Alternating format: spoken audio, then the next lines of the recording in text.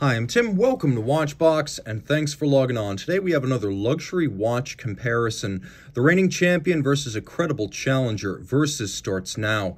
Today we have the Rolex Oyster Perpetual Datejust 41 versus the Grand Seiko Hi-Beat SLGH005. So we're going to start with the more familiar of the two. The Datejust name has been with us since 1945, and in 2009 we got the first really large Datejust, the Datejust 2. That was a 41, but it had certain proportional issues, restrictions on options, a couple of shortfalls that Rolex felt it could correct with a successor model, and the Datejust 41, which we see here, bowed in 2016.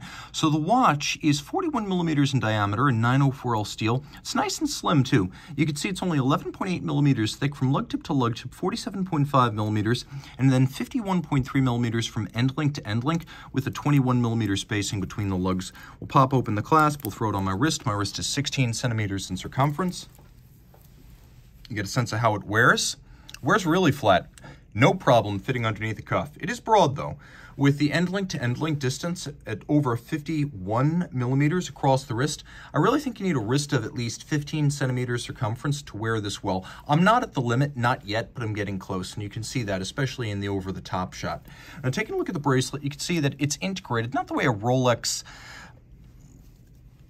Oyster Quartz would be integrated, but you can see that it's integrated in that it hugs the flank of the case and the curve of the lugs, and it helps to avoid a harsh gap between the two. Taking a quick look at the links, the Oyster bracelet tapers down, and you have polished centers, satin shoulders, polished outer faces, removable links fixed by screws. It's important to know that although the Datejust 2 only offered an Oyster bracelet, the Datejust 41 also offers the Jubilee as an option if you prefer.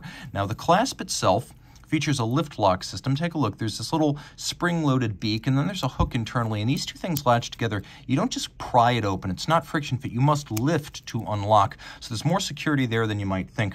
Internally, the clasp is thick gauge steel and polished, which looks really nice. There's also an Easy Link 5mm tool-free adjustment. So you snap in, snap out, and what this does is it allows you to fine-tune the fit. Now, if you look carefully, there are 3 divots, or pairs of divots, drilled inside the clasp, so you can use your strap tool to dismount the spring bar and restation in 3 different positions. So you've got removable links, Easy Link, and then those 3 divots, so there's quite a bit of adjustability. Externally, you see the clasp is pretty complex, with polished and satinated facets, even in places where the metal is contiguous. There's no overlap of polish onto the satin or vice versa. Rolling around to the case, you can see this is not the super case on the GMTs, Explorer 2s, and the dive watches. This is a lot more like a standard Datejust or Date-8. Lovely compound curves, high polish, tapered, pointed lugs. We've got a screw-down twin-lock crown. We've got a screwed-in solid case back. 100 meters water-resistant. Rolex makes its cases, clasps, and bracelets. It makes its own steel. 904L, more resistant to corrosion than 316, and that's particularly relevant in the case of body sweat and also sea salt, where this is going to be able to withstand those onslaughts for generations, whereas 316 can corrode a bit. Now, the watch does feature a lovely sunburst metallic dial. It's somewhere between silver and champagne, as it definitely has some off-white elements to it.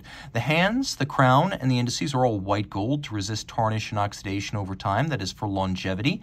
And we'll do a quick lume shot here. You can see the watch uses Rolex's proprietary lume. It is called Chromolite. And then we have a Cyclops Eye magnifier. This is a contentious feature, but I will say on the bigger Datejusts and Date-8s, it looks more natural. It doesn't monopolize the dial the way it does when the watch is only 36 millimeters. Here, the dial can breathe, and there's no doubt it is a very functional feature. It's easier to read at a glance, even though, frankly, I prefer without. Nevertheless, this is a functional feature and less offensive on the bigger watch. Underneath the case back, we've got a Rolex Movement caliber 3235 bidirectional automatic winding, 70-hour power reserve, stop seconds, quick set date, 4 Hz beat rate, 31 pivot jewels. Now, it's got a full balance bridge with a free sprung balance for shock tolerance.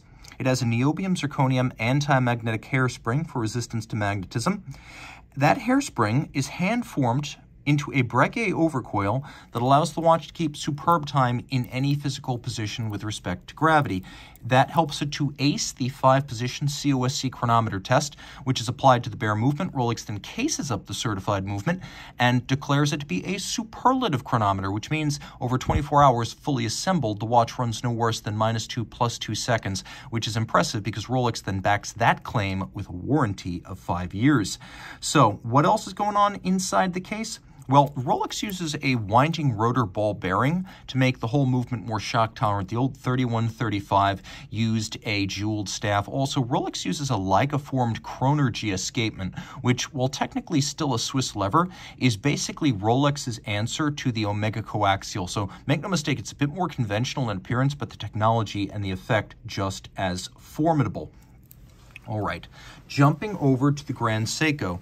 Grand Seiko has long been a challenger to the European mainstream luxury three of Breitling, Rolex, and Omega. And what they have here is something really special, a hand-finished watch that's technically formidable and maybe beautiful in a way that a Rolex, even a comparable Rolex, is not. So let's talk about the basics here. This watch came out in 2021. It's 40 millimeters in diameter in steel, and it has a thickness of 12 millimeters, lug tip to lug tip, just the case, 47 millimeters, end link to end link across the wrist, 50.3 with a spacing of 22 millimeters between the lugs. Now, while this was originally described as the Heritage Hi-Beat, it's now described as part of the next generation Evolution 9 collection of forward-looking Grand Seiko references. On my wrist, which is 16 centimeters circumference, it does feel like a larger watch than the Rolex, primarily due to its thickness. It's not a lot thicker on paper, but the lugs are visibly more massive, and somehow the whole thing comes across as a larger watch. It is very difficult to call a 40 millimeter watch that's only 0.2 of a millimeter thicker a larger timepiece, but both to the eye and subjectively to the wrist, it does seem bigger. That said, it still has a very sloped case flank that will slip easily under a dress cuff, so if you want to wear either of these watches as a dress watch, game on. And I'd recommend both of them to wrists of 15 centimeters circumference or larger. Taking a quick look at the bracelet, as with the Rolex, we have an integrated end link. Again, not integrated the way a Royal Oak or a Nautilus is integrated, but it prevents an unsightly mismatch between the bracelet and the case, so that's appreciated. Unlike the Rolex, we have here strap tool holes in the lugs, perhaps reflective of the fact that Grand Seiko still expects its buyers to consider strap swapping or dismounting factory bracelets for straps. Taking a quick look here, we have a 3-link design that manages not to be derivative of the Rolex. One of the reasons the watch seems a lot bigger is because there is much less taper from the end link down to the clasp, whereas on the Rolex you can really see how there is that tapering that creates a little bit of a trick of the eye, making the watch look less massive. You can see that removable links here are fixed by screws, and we do have intermediate links size so that if you're in between sizes, you can still get a good fit. Thick gauge, single fold clasp, as with the Rolex, but there's less to it. Less adjustability. We have a simple twin trigger system, which I actually prefer to Rolex's lift lock. This is a little bit easier if you don't have long fingernails, but the clasp itself is much more basic. Advantage, though, the clasp itself is also much thinner. Now, rolling around to the case, you can see the form itself is much less machine crafted. The Rolex case is stamped and simple, whereas the Grand Seiko case is essentially hand finished. The satination and the polish being particularly impressive as it is the tin plate polish, or the Zaratsu polish, for which Grand Seiko is well known. This is a craft that takes about 3 years to master, and though you can see there are some little marks on this watch, it is a pre-owned timepiece after all. You can see that those beautiful polished bevels, as well as polished polyhedron facets on the lugs, all intact. Again, all done by eye-hand coordination against a spinning tin plate. This is a truly handcrafted watch. As with the Rolex, we have here a screw-down crown and 100-meter water resistance. The bezel, though, is a lot more complex. It has a very narrow vertical step.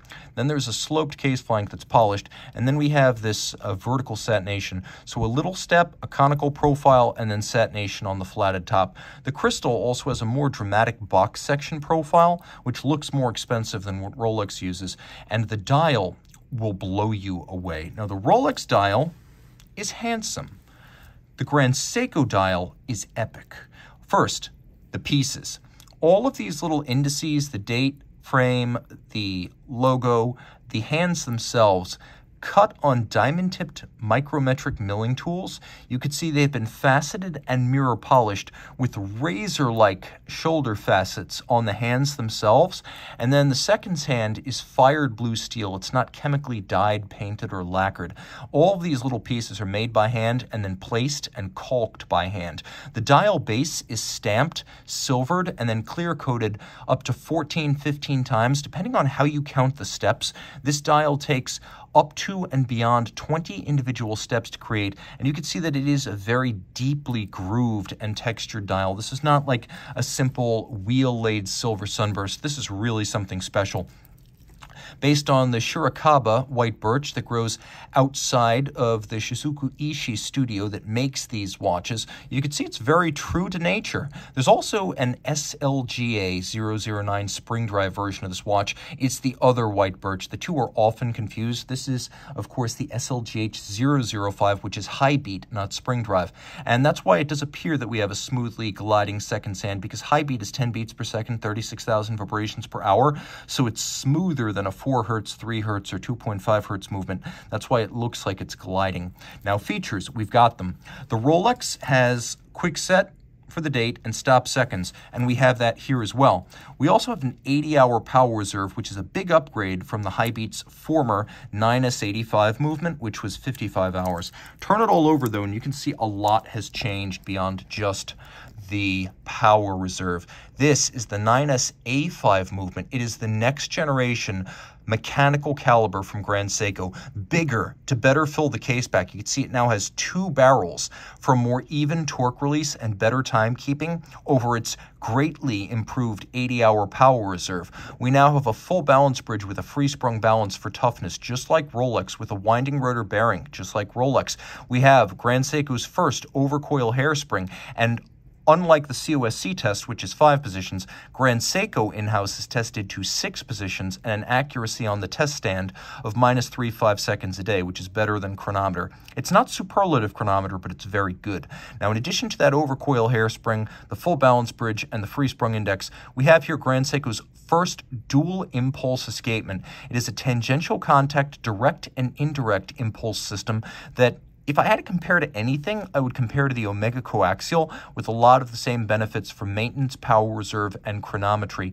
All of that is deeply impressive. There's a lot to love here, and it all pivots on 47 jewels. Critically, it beautifully fills the case back, and although the movement is mostly mechanically finished, it is hand-assembled and hand-regulated.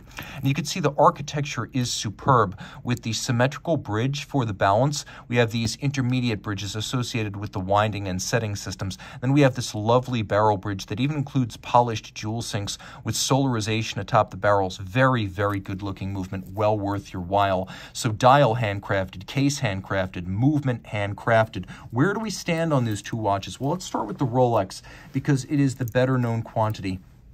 So what are its advantages? Well, for one, you have loom options with the Datejust 41, or Datejust 41, I should say. You also have loom options with the Datejust 41, but that's another comparison. So here, I can get it loomed, I can get it not loomed. You have the choice with this watch. You also have other choices, including a Jubilee bracelet, different bezels, different case metals, different dial colors. You just get more choice across the board with the Datejust 41. Also important, this is a watch that has superior resale value. Buy it new for $8,050, as you see here. You can go sell it a year later for $9,500 to $11,000. That's the pre-owned market for this model.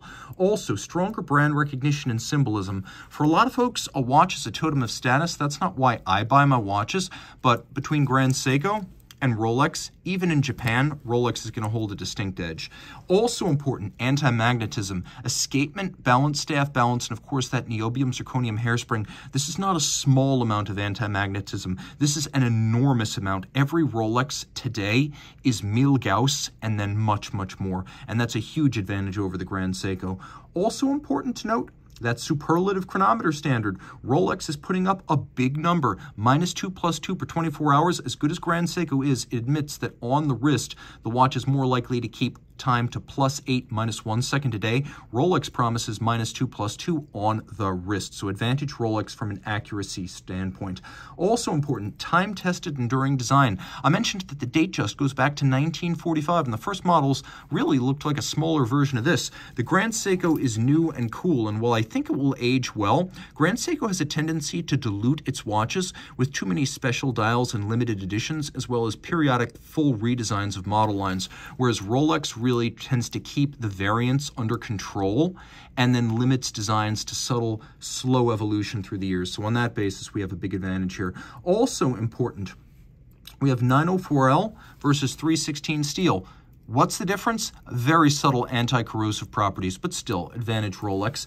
And we have a much better clasp here in as much as we have those 3 divots internally, so you can re-anchor the bracelet, but then we also have Easy Link. Grand Seiko really leans on those removable links for sizing, and this is just a better system that gives you more options and a better chance of finding compatibility. So that's very important. Okay, we know the advantages of the Rolex. Let's talk Grand Seiko. First, display case back. And not just a display case back, but a great one. This movement is beautiful. It's better than any Rolex with the case taken off. In fact, it's better than the new display case back Daytona for 2023, and it's really better than any non-horlogerie Omega. So unless you go for an Omega Tourbillon, chances are nothing from Bien is going to match this either. Geneva and Bien both suck in wind from Morioka. Okay, let's take a look at the front of the watch. Lots to love. This is a special watch in that the dial, the case, and the movement are all handcrafted. Production volume will be lower, constrained as much by the craftsmen available to make it as by market demand. This is going to be a less common watch, and while it doesn't carry the status of the Rolex, to folks who know, this will be more impressive and more special, and it's more special to me. I will also say superior dial detail. Really, this just blows the Rolex out of the water. Everything about this speaks to the time invested, first in designing it and then in building it. Power reserve, 80 hours in the Grand Seiko to 70 hours in the Rolex. Not a lot, but still better than nothing. 10 hours is an edge. I would also say this is the better buy pre-owned. Although it does cost more new at $9,100 new, you want to buy one of these used, still under warranty. It's going to be about $6,700 to $7,000. So on that basis, this is easily the one to buy pre-owned, a better value. This watch is also available with spring drive. Different model, slightly different dial design, because you also get a little power reserve indicator. But if you want spring drive with all the tech cool that entails, you can get it on here. You cannot get quartz timing precision with the Datejust. Not anymore. No Cyclops eye magnifier. What's the date? If you said the 3rd, congratulations. You don't need this giant dial tumor. I'm not a fan of it. Is it practical? Sure, a little bit. But as you can see, it's also not necessary. And I would say that you can get one of these. Call up Grand Seiko, take delivery. This is now an allocated watch with a wait list, whereas with this, chances are all they have to do is order it from the central office if they don't already have it in stock. To me, this has techno-cool, movement appeal, case finishing appeal, dial appeal, rarity, and it comes from a non-traditional watchmaking culture that thinks differently about how watches should be styled and fabricated, that they should reflect local conditions, local imagery and lore, whereas Rolex, as you could see, Rolex is the same everywhere for everyone all the time. This could be made in Germany, it could be made in France, it could be made in the United States. There's nothing locally distinctive about its character. So which would I choose? I think you already know. It's going to be the Grand Seiko. You guys, let me know which of these two would you choose. Honestly, sometimes you have to have Lume, sometimes you have to have Rolex, sometimes you gotta be a contrarian. Time out, Tim out. Thanks for logging on.